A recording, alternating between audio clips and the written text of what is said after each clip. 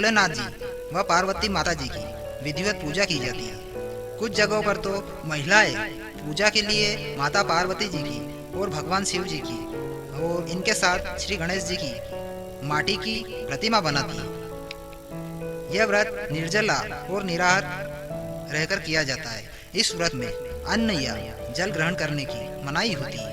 हरतालिका तीज व्रत का पारण चतुर्थी तिथि में ही किया जाता है। व्रत रखने वाली महिलाओं को हरतालिका तीज व्रत की कथा जरूर सुननी चाहिए।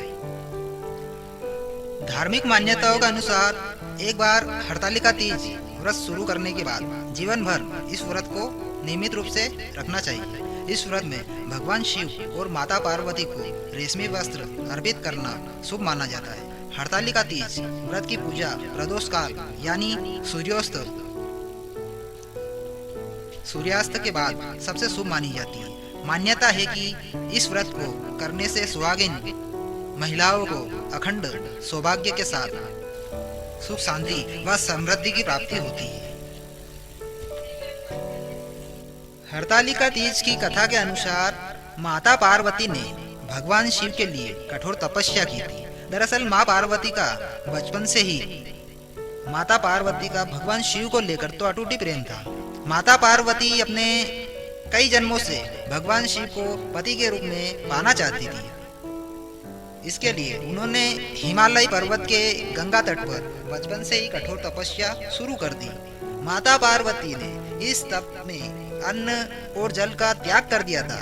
खाने में वे मात्र सूखे पत्ते चबाया करती थी। माता पार्वती की ऐसी हालत को देखकर उनके माता पिता बहुत दुखी हो गए। एक दिन देव ऋषि नारद भगवान विष्णु की तरफ से पार्वती जी के विवाह के लिए प्रस्ताव लेकर उनके पिता के पास पहुंच गए। माता पार्वती के माता और पिता को उनके इस प्रस्ताव से बहुत खुशी हुई। इसके बाद उन्होंने इस प्रस्ताव के बारे में माँ पार्वती को सुनाया। माता पार्वती इस समाचार को पाकर बहुत दुखी हो गई, क्योंकि वो अपने मन में भगवान शिव को अपना पति मान चुकी थी। माता पार्वती ने अपनी सखी को अपनी समस्या बताई। माता पार्वती ने यह शादी का प्रस्ताव भी ठुकरा दिया। अब पार्वती जी ने अपनी एक सखी से कहा कि वह सिर्फ भोलेनाथ जी को ही पति के रूप में स्वीकार करेगी। सखी की सलाह पर पार्वती जी ने घने वन में एक गुफा में भगवान शिव की आराधना की। भाद्रपद तृतीया शुक्ल के दिन हस्त नक्षत्र में पार्वती जी ने मिट्टी से शिवलिंग बनाकर विधिवत पूजा की और रात भर जागरण किया। पार्वती जी के तब से खुश होकर भगवान शिव ने माता पार्वती को पत्नी के रूप में स्वीकार कर लिया। कहा जाता है कि जिस कठोर तपस्या से माता पार्वती ने भगवान शिव को पाया था, उसी तरह से इस व्रत को करने वाली सभी महिलाओं के सुहाग की उम्र लंबी हो जाती है और उनका वैवाहिक जीवन खुशहाल रहने लगता है। माना जाता है कि जो इस व्रत को पूरे विधि विधान और श्रद्धा पूर्वक कर लेगा, उन्हें इच्छा अनुसार वर की प्राप्ति भी हो सकती है।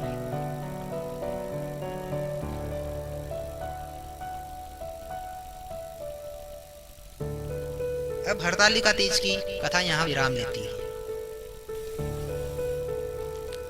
हाँ तो महाराज, ये थी हरतालिका तीज व्रत की कथा।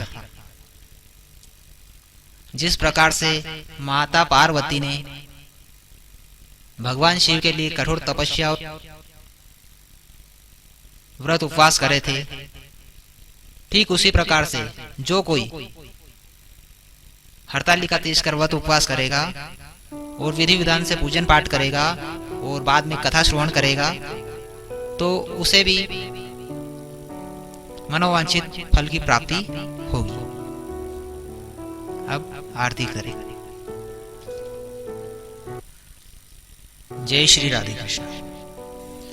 निवेदन करते हैं कि हम कोई कथावाचक नहीं, लेकिन फिर भी हरतालिका तीज व्रत की इस कथा को आप तक पहुंचाने का एक छोटा सा प्रयास किया है। अगर इसमें कोई भी भूल चूक या त्रुटि रही हो तो क्षमादान दीजिएगा। जय श्री राधे कृष्ण।